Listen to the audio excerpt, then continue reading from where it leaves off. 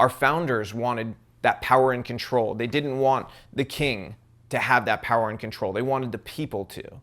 And so ultimately it all goes back to those things. The reality is, though, is a certain subset of people understand they can only get that power and control through means that are going to hurt normal people. Because they fundamentally do disagree with us on a number of things, and we can't get past that. And so when they build that out, they say, okay, well, these are broadly popular things, though, so how do we get people there? Well, you have to create chaos. That's a hallmark of, let's say, Soros. Everything Soros does is about creating chaos, because he makes money from devaluing currencies, okay?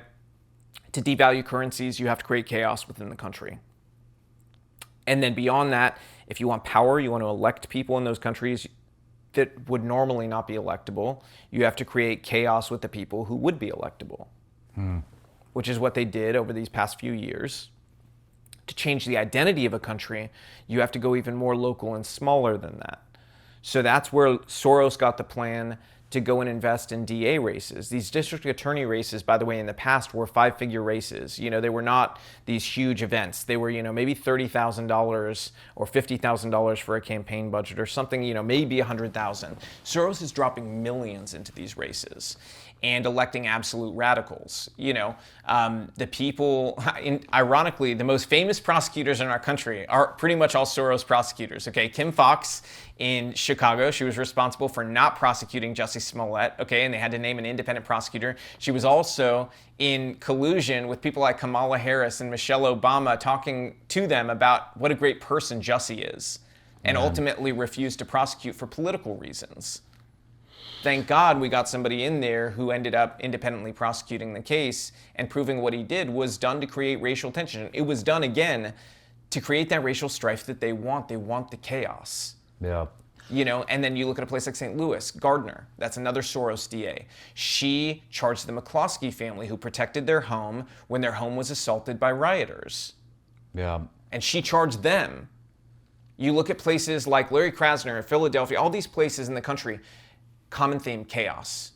The looting, the laws saying we don't prosecute people who shoplift under $950. We don't actually prosecute illegal things anymore. Releasing people, even child molesters, from prison during COVID under the auspice that this is about health. We have to free these people because it's so dangerous.